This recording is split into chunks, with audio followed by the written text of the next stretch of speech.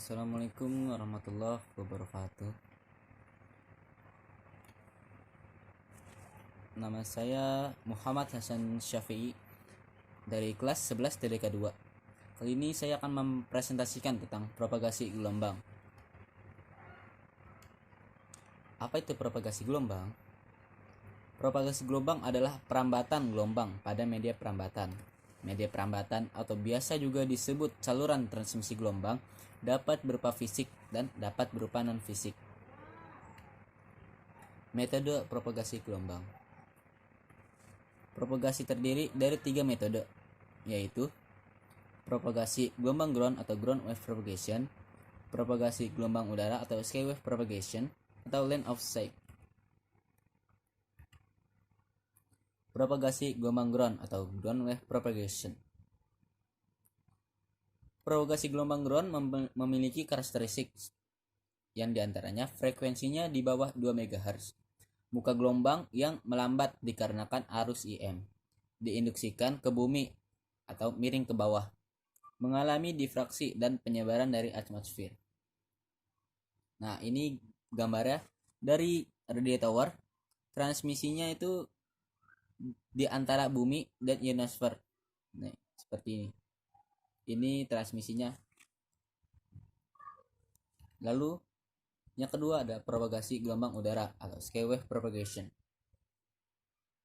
Aplikasi ini biasanya digunakan untuk aplikasi radio amatir. Karakteristiknya frekuensinya 2-30 MHz. Transmisi sinyal dibiaskan oleh ionosfer dipantulkan ke bumi. Pantulan mengakibatkan sinyal diambil ribuan kilometer dari transmisi. Nah, seperti ini dari radio tower, gelombang akan diarahkan ke atmosfer. Lalu saat sudah di ionosfer, gelombang tersebut akan dipantulkan kembali ke bumi, lalu sampai ke rumah. Yang ketiga adalah propagasi gelombang langsung atau line of sight. Karena perambatannya harus secara langsung, maka di lokasi-lokasi yang antenanya terhalang tidak akan menerima sinyal.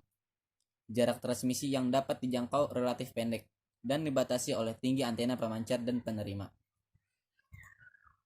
Nah, untuk karakteristiknya itu ada frekuensi di atas 30 MHz, di mana gelombang ground dan udara tidak beroperasi.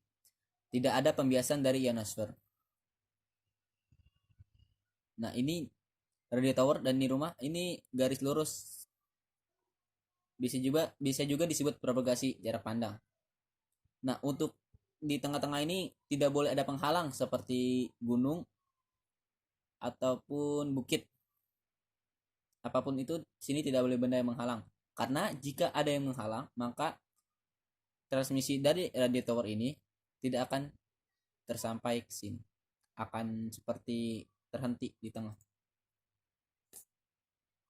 Nah, untuk rumus line of sight sendiri ada optical line of sight itu D sama dengan 3,57 akar H.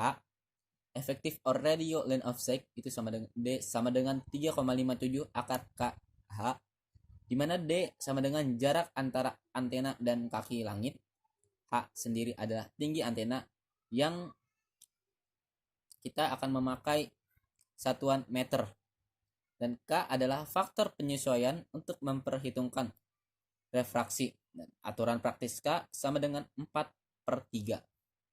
Jarak maksimal antara dua antena untuk propagasi LOS adalah 3,57 dalam kurung akar KH1 ditambah akar KH2, di mana H1 itu adalah tinggi antena 1 dan H2 adalah tinggi antena ya kedua.